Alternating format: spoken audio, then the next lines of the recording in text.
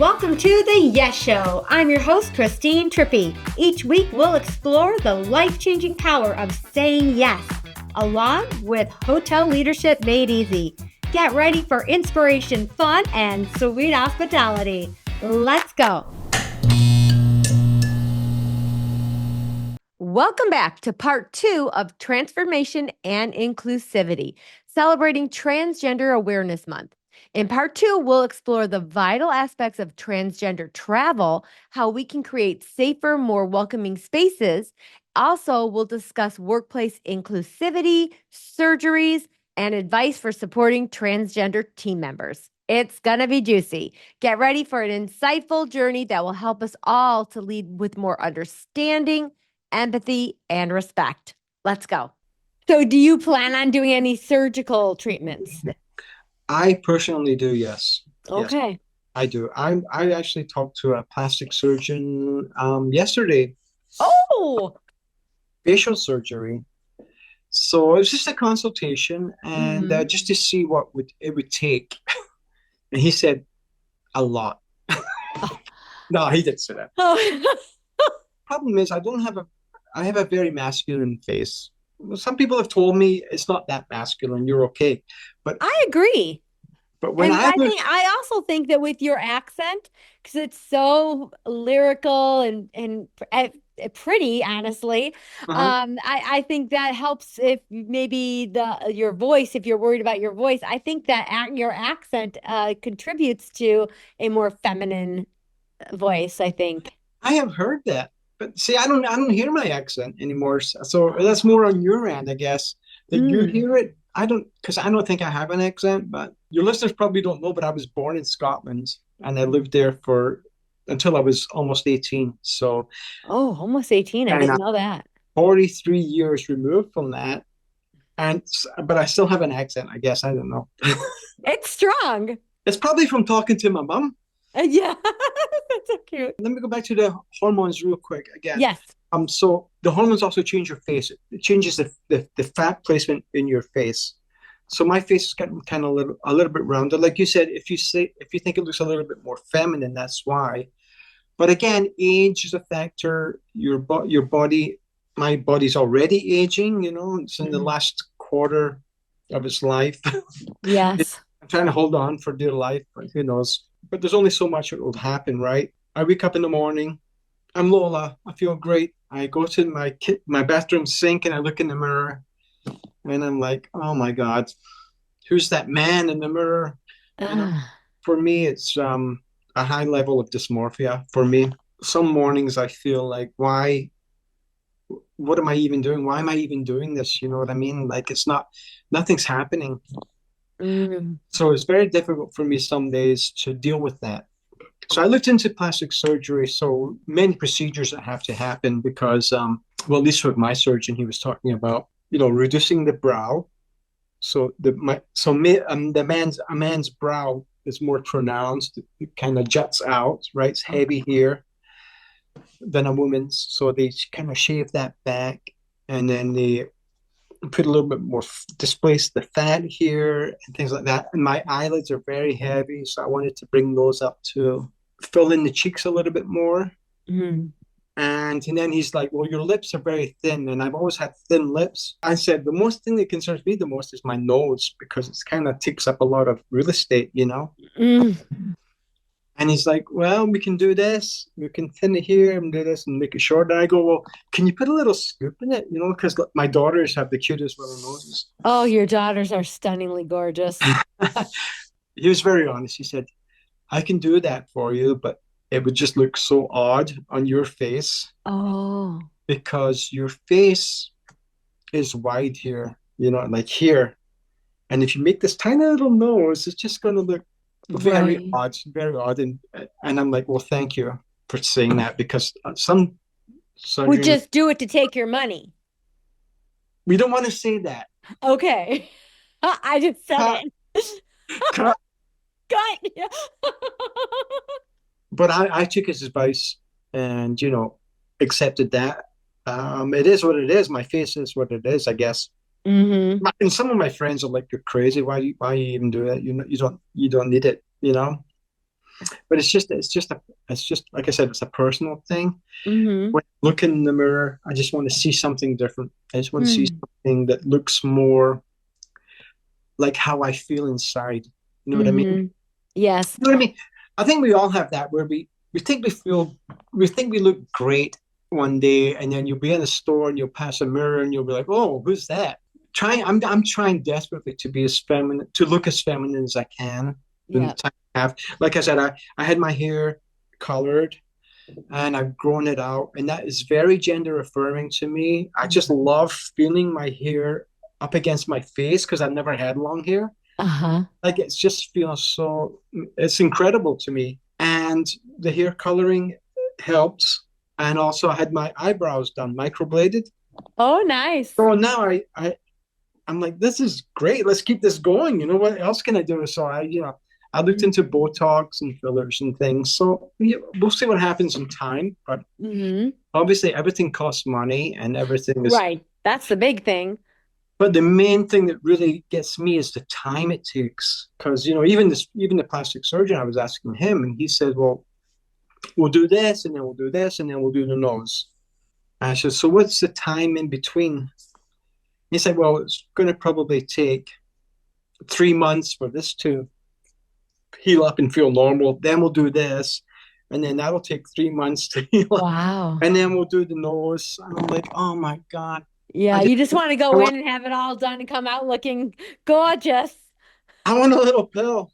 Yeah, yeah, that too. Well, I go to sleep and I wake up. That's one of our. It's almost like a transgender fantasy, right? It's like we take, like in the Matrix, when they Yes. take the red pill or the blue pill, Right. and I always want to take the red one or whatever it is. I want to make the change. I want to make it now. You know what I mean? And Mhm. Me too. I want the skinny pill too. yeah, make that. Someone get on that. Why Yeah, we trying to go to Mars? Let's make a skinny pill. exactly. Oh my gosh. Is there any situation you've had so far that you felt didn't go well or that you had harassment, whether that be at the workplace or just in life, and maybe how you handle it differently or um Okay. maybe go at it with empathy for someone who might not understand. Any instance you can think of that would help us ourselves. Yeah, well, I don't know if it would help you, but I did have an incident of harassment at my workplace. Oh. And it wasn't like when I first came out. It kind of happened gradually, and it was kind of a surprise to me. I was working with this one man. We have like these are little separate bays, and in each bay there's usually like 3 or 4 employees with our machines, and we work on our separate machines. And we started out as friends. Even before I transitioned, we kind of were friends. Hmm. I had made friends with him and then another guy. We were kind of like three amigos. And then after I transitioned, I remember I put like a little pride flag on my machine. And he's like, "What's that?" And I said, "It's a pride flag." He says, "Oh, it's cool. I want one for my machine." So I had a bunch of them at home. Brought one in. I gave him a pride flag too, and he hung it on his machine, which I thought was very cool. I'm like, that's great, Supportive, right? support, right? But then I don't know if he started talking to someone, maybe his friends outside of work or something, but things started to change. He started to get a little hostile towards me. All kinds of things that would just kind of eat at me, you know what I mean? Like Mhm. very passive aggressive. But then he started harassing me about my sexuality. Oh. And one day he called me the F word. Oh. And so I complained to HR about it, and they filed a report, and they had a meeting with him. And I thought, okay, well, hopefully things work out. But then things escalated again to the point where he was like threatening to beat me up. Oh. And so I had to report him again. And I didn't want to see it happen. I just wanted to see him. I was like, suspend him for a week or something. But he's out of control. I don't know what to do about it. I can't work. Right. I can't work here with him. And the management just said, okay, that's it, it's done. And they fired him. So I'm grateful that management took those steps and had my back right away and didn't delay it any further because it was getting to be rather very uncomfortable. Mm. It's got to the point where I didn't want to go to work. Their action was quick and swift, and I really appreciated that Yeah. from them, that they had my back like that. Well, first, let me just ask you this. Would you have done anything different? Like looking back at the situation, is there anything you feel like, you know what, maybe I could have done this differently, or maybe I should have reported something sooner? Is there anything you can think of that would guide anyone who's being harassed? I think you have to go to HR right away. Um, I think that's the best move. Talk to your supervisor first or your manager and just say, this is a situation, or go to your HR and make a report. That's where it has to start. It has to start somewhere. And I think by engaging with that person that's harassing you can be detrimental because then you might start shouting at them and then now you're the bad person, right? Right, right. So, the retaliation, sometimes when you retaliate, the retaliator becomes the scapegoat. Aggressor. Right. Yeah, yes. Yeah. And that's good advice. Go. And again, I want you to know, because I know I would feel badly too, Hmm. but I want you to know that you did not do those things. You gave that person Hmm. had opportunities to stop that behavior and they could chose to continue. So just feel good about that anyways. Yeah. Yeah. Don't feel guilty about that. But I know I would as well. Aside from the bathrooms, the other big topic when it comes to transgender is trans women being allowed to play in women's sports. How do Hmm. you feel about that? And is there anything that you could share that people might not know? I can give you my point of view. Obviously, Mhm. again, my point of view, my opinion, and sometimes it might not be popular with the trans community and it might not be popular with the non-trans community, but it's just my opinion. But Right. this is a very gray area for me. So let's put this in perspective, right? There's a lot of talk about this issue with trans girls or trans boys playing in their gender identity sport, right? Right. Remember, I think I was mentioning before the testosterone blockers and the estrogen. So you're taking the testosterone blockers and you're taking estrogen. You do not have the same strength you have as a cis male. A cis male is someone who is identifies as male. They were born male. So a transgender woman does not have the same strength as a cis male, or if they had never taken the blockers and the estrogen. You just the muscles just don't develop, especially at a young age. Mm. But I noticed when I started taking them, I'm a lot weaker now than I was. So the lack of testosterone, I think, is the main cause. It's not like a man competing in a women's sport. It's a little bit different. Hmm. Now, I'm saying it's a gray area for me because I know, especially in women's sports, that it took a long time for women to be able to even play sports, to have their own sports, to have their own teams. It's taken a long time for them to have that. And I don't want to feel like we're taking that away. You know what I mean? Does that make sense? Like Yes. Chancellor Room's taking that away from them, that opportunity to compete on the same level. Hmm. If someone excels at a sport, you can't say that that's the same for all of transgender women, Hmm. because we're all different, right? So it's just an individual thing. Yes. I remember Caitlyn Jenner when Yes. she had come out and she was asked about the sports. And of course, she was an amazing athlete, a decathlon winner. And she had said that they shouldn't be competing in those sports. And I was very critical of her for saying that. Hmm. At the time, I don't really agree with a lot of her politics, although I kind of look to her as being a catalyst for me coming out. It's such a tricky subject. Yeah. It's If like, I'm hearing what you're saying, ultimately at this point, you kind of feel that no, that is a cis woman's place, if you will, but Mhm. yet I think as a society, we need to consider the fact that when you're on those kinds of hormones, you don't have the same strength. So there might be room for it Yeah, eventually. I meant there might be. I mean, maybe there'll be enough transgender women and transgender men to create their own I was team just going to say that. Yes. or have their own Olympics. I don't know if there's that many of us are out there that. I mean, I don't know too many trans women that are interested in sports that much. On our last conversation, I like how you talked about your perception of a woman and a trans woman and how you make that distinction, at least it for yourself. Sometimes, like if trans people are talking amongst themselves, I will say, "Oh yeah, I have a friend. She's a cis woman," and to kind of differentiate.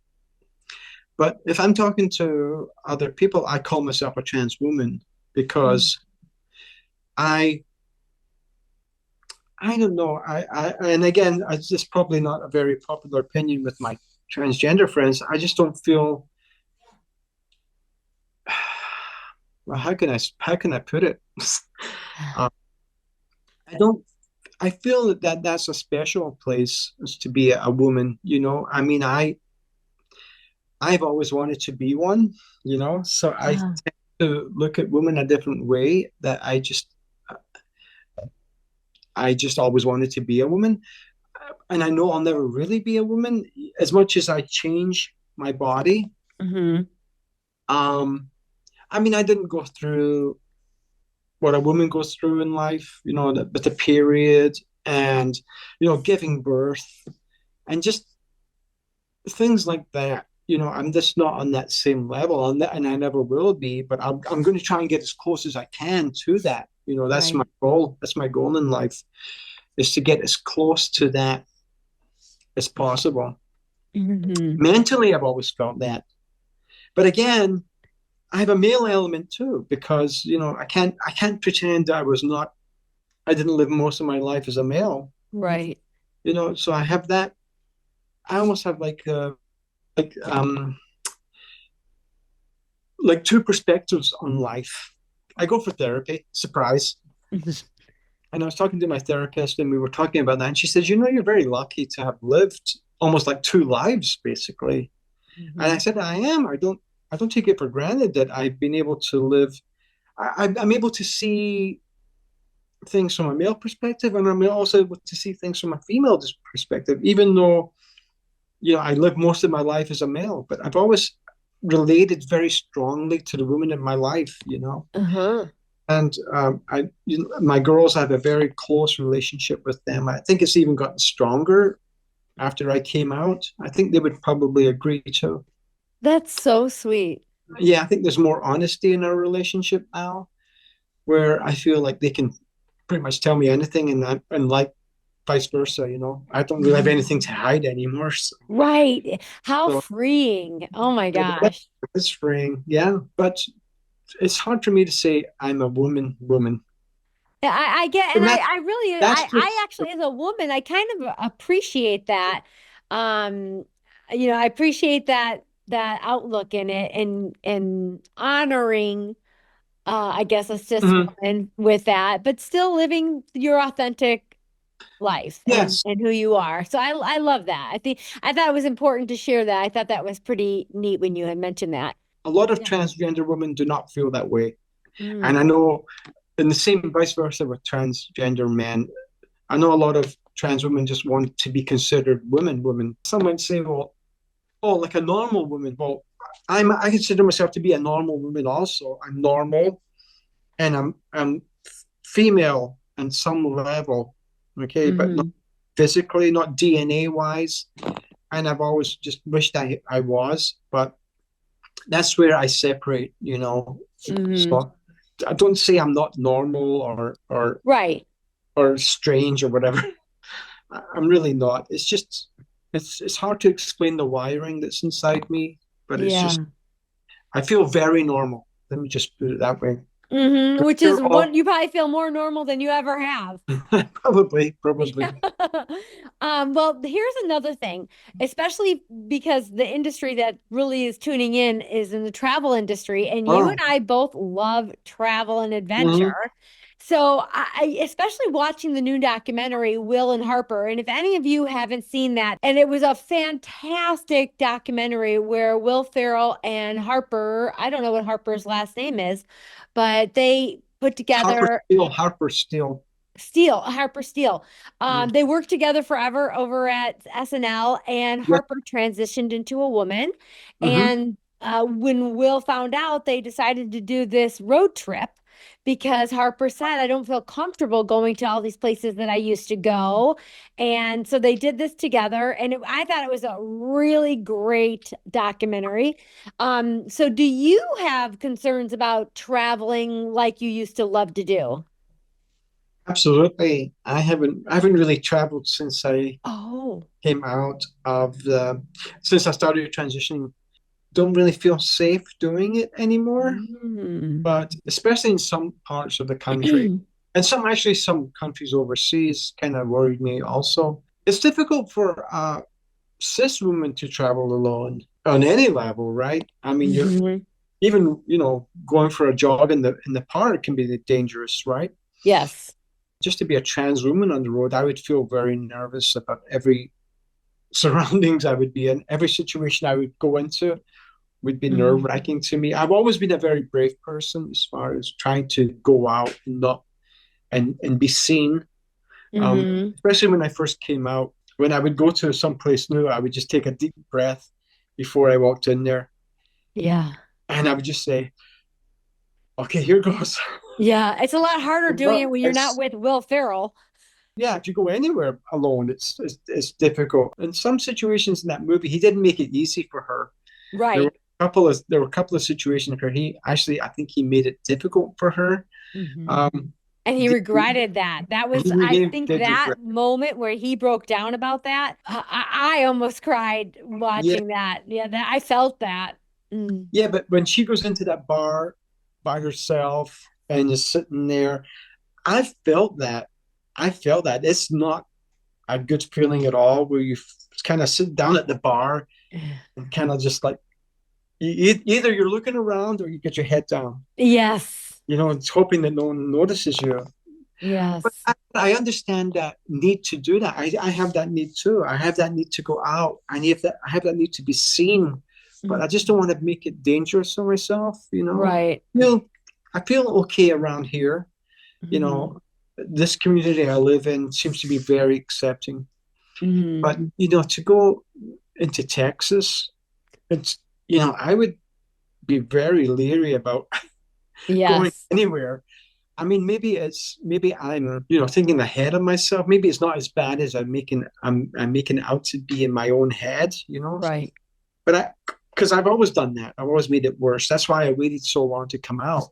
I always played that worst case scenario first in my mind and said, "Oh, this could happen. Oh no, don't No, do it." everybody, if you're human, that's what you do. We're Yeah, genetically made up to do that. that's right. Is there any guide that tells you this is a safe country for transgender, or Yeah, even at a hotel? I would think, thinking through this, because again, this is not in my world at the moment, that if I were running a hotel right now, I would want to make sure that it shows LGBTQ plus positive, or I don't even know what the right wording would be, but just to know that that was a welcoming place, yes, inclusive. inclusive. Yeah. Yeah. Is there any guide I know there people? are guides online. There are online resources where you can go and check out. I'm not sure exactly what they are because, like I said, I don't travel. Right, I know there are places where you can look up, like, I was looking to maybe go down to Mexico, like all inclusive or something like that. right, And I remember I was on a site where it would tell you that this place was safe, or this place was friendly, and most of them oh, are. Most of them okay, are. it's the other residents Yes. that you have to be cautious about. You know, Yes. it's not the employees working at the hotels. Mhm. They're always going to be welcoming you. And that would be another great thought for our leaders out there to have training. And I'm sure if you're with a big brand, there's probably training on this. Have training on the LGBTQ plus community so that if you did have guests of your welcoming hotel and one guest was harassing another guest in that fashion, how you'd handle that, how Yeah. you would go about being that mediator and whatnot. Yeah, there are resources, and I would say, if someone is in the industry, the hospitality industry, and they do have a guest who is LGBTQ plus, just to make them feel normal, I mean, you don't have to get out of your way to make them feel special, that Mhm. or draw attention to them necessarily, but just to make them feel normal, like a normal guest. So if you were to go to like a city, let's say Chicago, right? And you were to go to a hotel and you could ask them, hey, do you know of any LGBTQ places that are friendly, Friendly, a yes. restaurant guide or something? They might have something there. If not, maybe create your own guide for that. Another great idea. We're always talking about our teams having fitness places available on a list, having Uh-huh. restaurants available, then also looking into where there are LGBTQ plus Yes. friendly restaurants, bars, etc. Where's Every the city scene for that crowd? every city has a scene. When I'm sure that when LGBTQ people go to cities, they kind of have an idea of where to go anyway. But Okay. it would be nice to have like a little pamphlet or something here. So let me ask you this. When you're having a down day, who Mm. or what inspires you to move through those difficult days? Is there anything particular that helps you through that? This might seem like a silly thing to say or a narcissistic thing to say, but the thing that keeps me going is myself. Good. I Love just it. I just bear down and say, yeah, you're having a bad day, but tomorrow might be a better day. At least it will be a different day. I struggle with the pace of my transition. Mm, To me, it feels like it's a snail's pace, and I don't see the changes right away, and so that really gets me down. Um, and still going to work in the morning gets me down, but mm. I'm just trying to focus on what's coming up. This journey I'm on. If I get myself too low, I'm going to start going backwards or stop altogether. So Right. I don't want to do that. I'm just trying to keep taking steps forward. They might be little steps. Sometimes I might go off to the side a little bit, but Uh-huh. I'm trying to go forward all the time and just focusing on, well, I need to do this. And if this isn't working out, then I'll change to this. It's um it's a journey and we all have ups and downs, all of us. I know it's hard for some of us to keep going, but I think the end result would be worth it. And I just don't want to be regretting when I on my deathbed that I never even tried to do this, because that would have been like the worst thing that could ever happen to me. Would have Hmm. been just I think that's why I came out at 57. It's just the Yeah. thought of never even trying to Yeah. live authentically. That would have been the worst thing. Yeah, I am so inspired by you and your story and against all the odds, against all the how will I possibly tell X, Y, Z? How will I go into the machinist job that I have and all this? And you did it every day. You got up and you said, I'm going to take the next right step. And this is Mm-hmm. something I talk with my Crown Society about all the time is anytime I'm feeling stuck, I say, okay, what is the next right step? And you just kept taking it to keep moving towards your dream, your ambition, and you're doing it.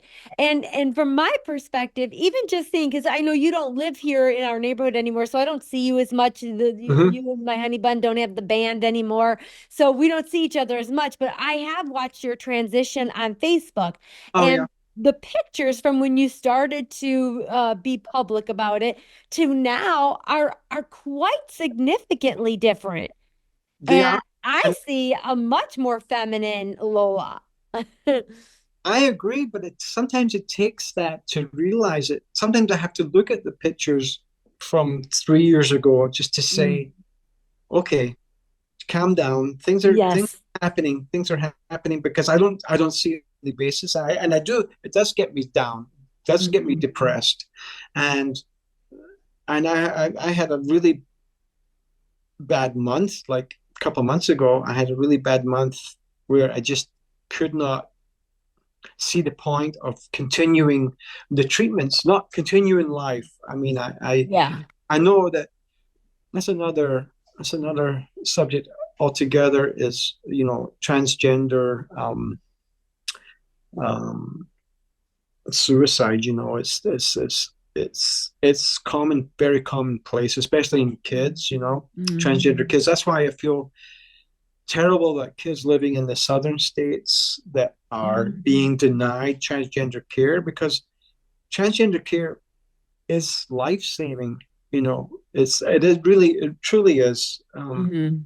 And um, these politicians pretend they're trying to protect the kids' lives. They're actually harming them, because this is something that's not going to go away. It Right. didn't. It didn't for me. I always thought this was just a phase. Like when I was a teenager, I was like, oh, if I get a girlfriend, I'll be fine. It'll go away, and it never did. And then I got married, and it stayed there, and had kids.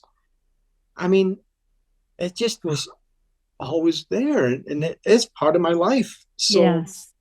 to deny someone that healthcare, which it really is healthcare, is a cruel and punishing torture to me. I mean, if that's accessible, if I wish I had been able to have that, offered to me Mm. when I was younger, I would have probably have taken it.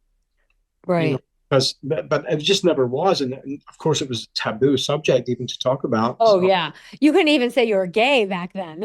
oh no, absolutely, and gay guys I talk to now, I have quite a few gay friends now.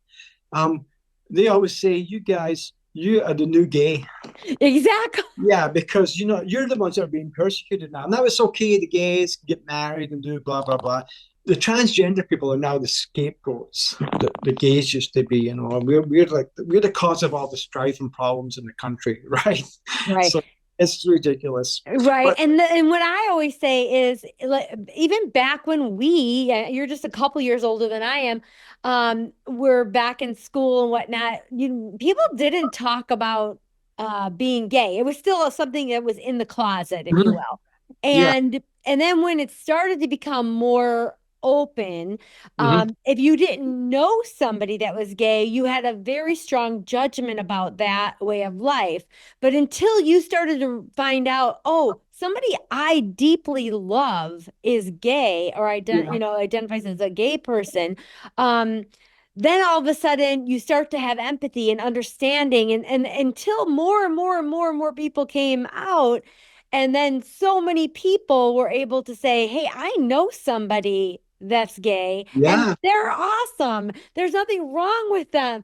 And right. I think it was until people started to know people. And right now, you're the only transgender person I know. Oh, really? Yes. And Wow. like closely, anyways. Yeah. I have never worked and one of my teams had never had a transgender person. So for anyone who hasn't been around or doesn't have somebody that they know a lot that is transgender, it's something you don't understand. Yes. And when we don't understand something, we want to ignore it or judge it. Sure. Absolutely. And anyways, commonly, I don't want to say everybody, but commonly No. Sure. that's the Absolutely. No, case. So It's that's yeah, why I again was thinking that this would be such a great opportunity to help people understand it and know somebody, even if it's just through a podcast that has gone through this. yeah. It's like you said, I didn't know any transgender women until I decided to come out. Hmm. And then I started going to these meetings that we have in town here, and really sat down and talked to another transgender woman. And at first, I was very intimidated by them, by her. I could say not them, but her. Uh-huh. I was like in awe of her because she was like super confident and and proud to be a transgender woman. Hmm. And I kind of meant, she was kind of like my mentor a little bit. She would give me advice, and I Uh-huh. was always on the fence. And she would say things like, hon, you got to get on the hormones. That changes everything. And I'd be like, no, no, no, I don't need any hormones. But she was right. I wish I had listened to her because I'd be like maybe a year ahead of where I am. Ahead. Yes. I was just so in denial of who I really was. I just was afraid to. I was even afraid to say the word transgender. Right. Like Right. I'm walking around saying I'm gender queer or gender fluid, but there's nothing to fear except fear itself, basically, right? Yes. I mean, Yeah. I was afraid of nothing. It's just like, and I want to say it's just like any thing, but just taking on a job or Mm-hmm. traveling on your own for the first time, or, once you do it, you're like, oh, I can Piece do of, this. piece of cake. Yes, exactly. But so I guess to end on it, is there any last bit of advice you would say, especially the last conversation we were just having, any last bits of pieces of advice you'd have for someone who might be feeling that way? My first piece of advice, if you're young and you feel this way, I mean, if you feel strongly that you are trans, to make that step, I think that there's less to fear than you think there is. And being able to live your authentic self for as long as you can, you can't trade that for anything. It's something I've always wished I could have changed, but then my life would have been different. I wouldn't have had my kids, and Right. I wouldn't have experienced a lot of things that are my life. I'm not going to change my life. If you are thinking about it, because the tendency is to put it aside and then get married and then have kids. You know what I mean? And now you're kind of stuck, Yeah. because that's how I was. And I know there's a lot of trans women who have gone through the same thing. I know there's a lot who have gotten married and then realized, I can't live this life. I can't live this facade, and have had to come out. And now they've have broken families, right? Mhm.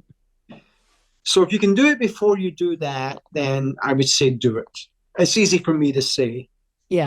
but it's harder for them to do, obviously. And plus, it's harder to get the trans affirming care isn't available for everyone. Let's face it, especially in this country right now. Right. I know a woman who has like two younger children who are non-gender conforming, and she was in Texas. She was in the Dallas area, and she moved up to Illinois. She moved up to out to here just so that she felt safe with her kids. Yeah. Her kids were safe, and they could be themselves. Hmm.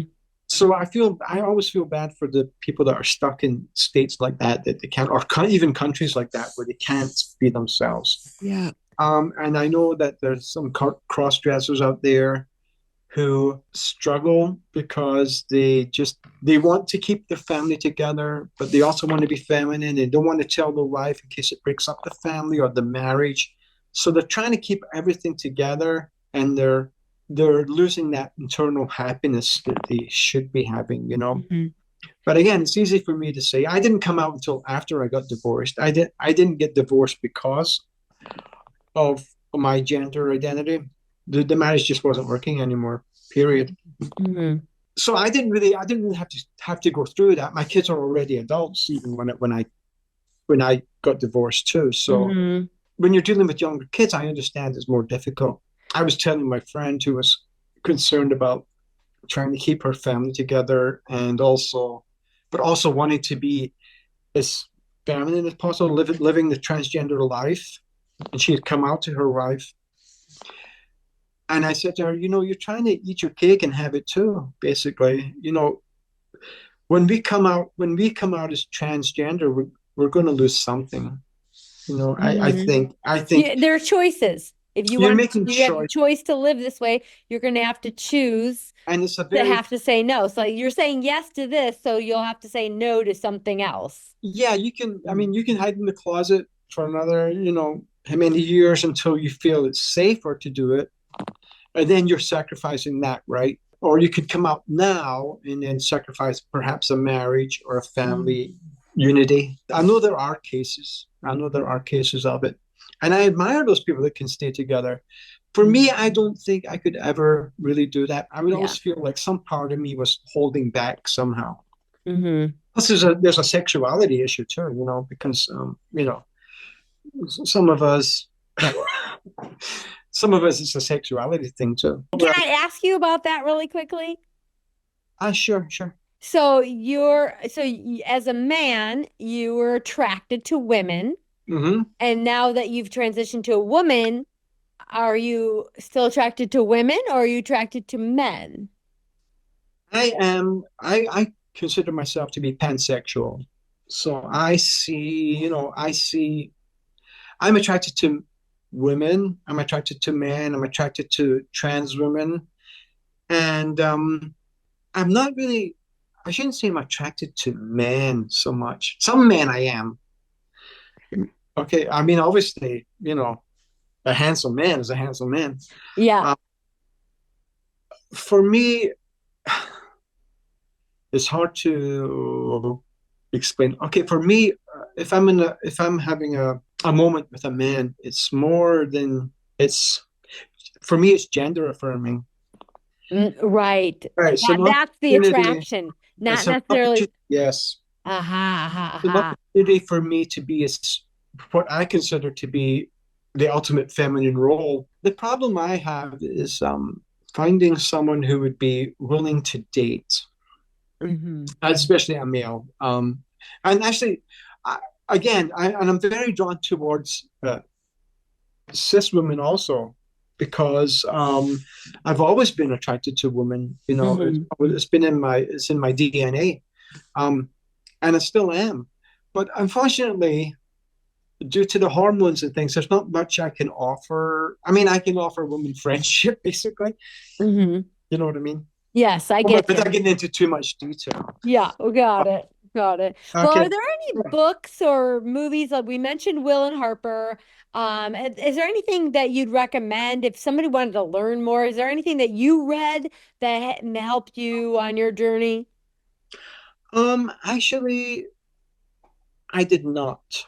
I've tried reading books about people transitioning, and either they did it at such a young age that I just can't relate to, Yeah. or they did it at the same age, and I'm reading a story that is my story.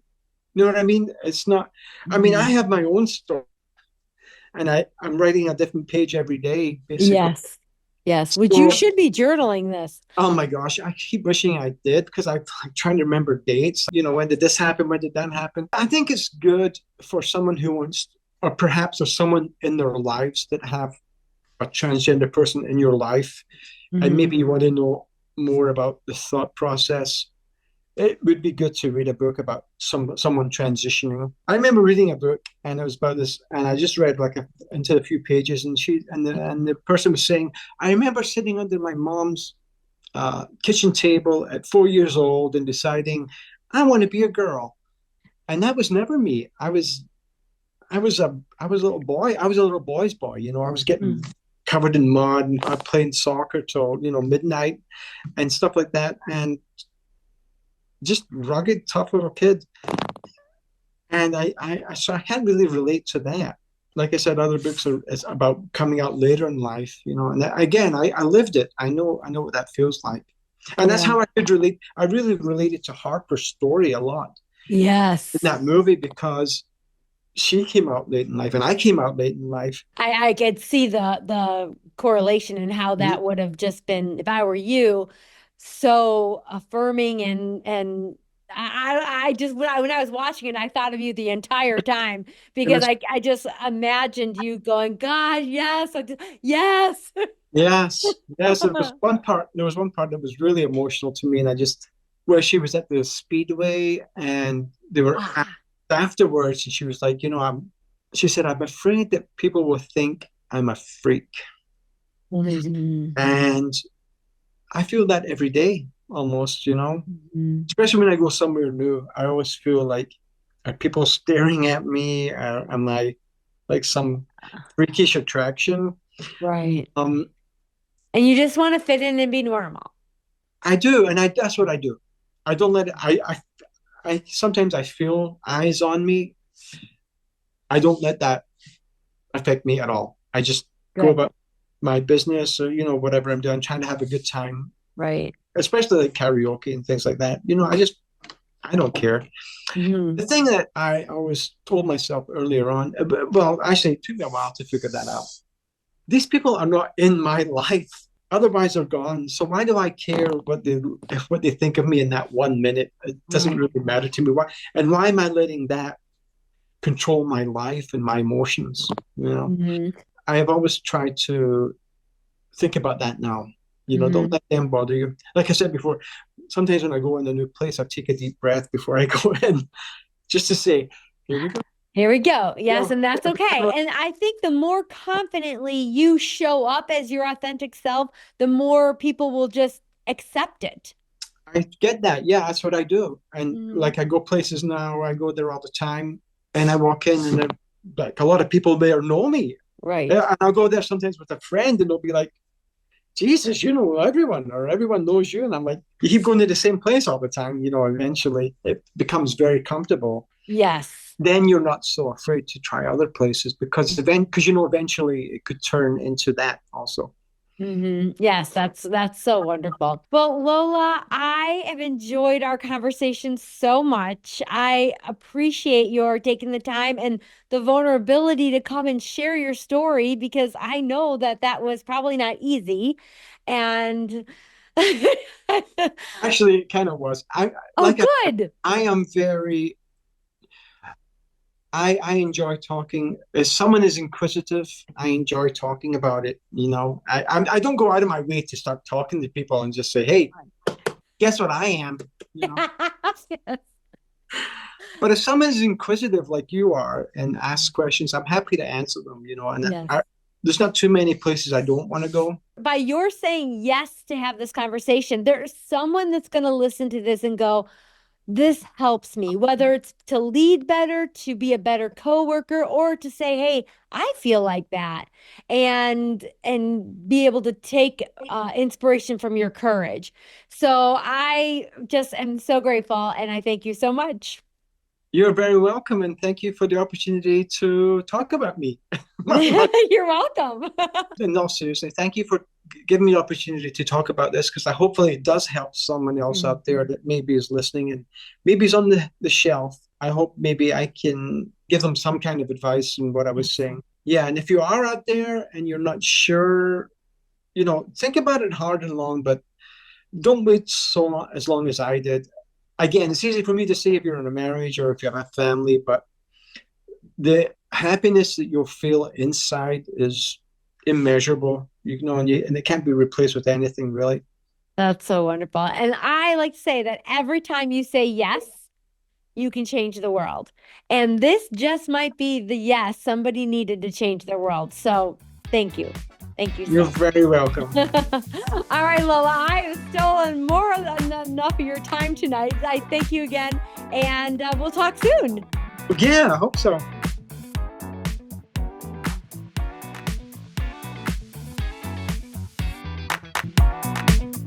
That's a wrap for today's show. Say yes to taking action and changing the world one yes at a time. And oh, my friend, will you say yes to review, like, and subscribe? The more yeses you give, the more juicy goodness I can bring to all of you wise pineapples. Cool or cool?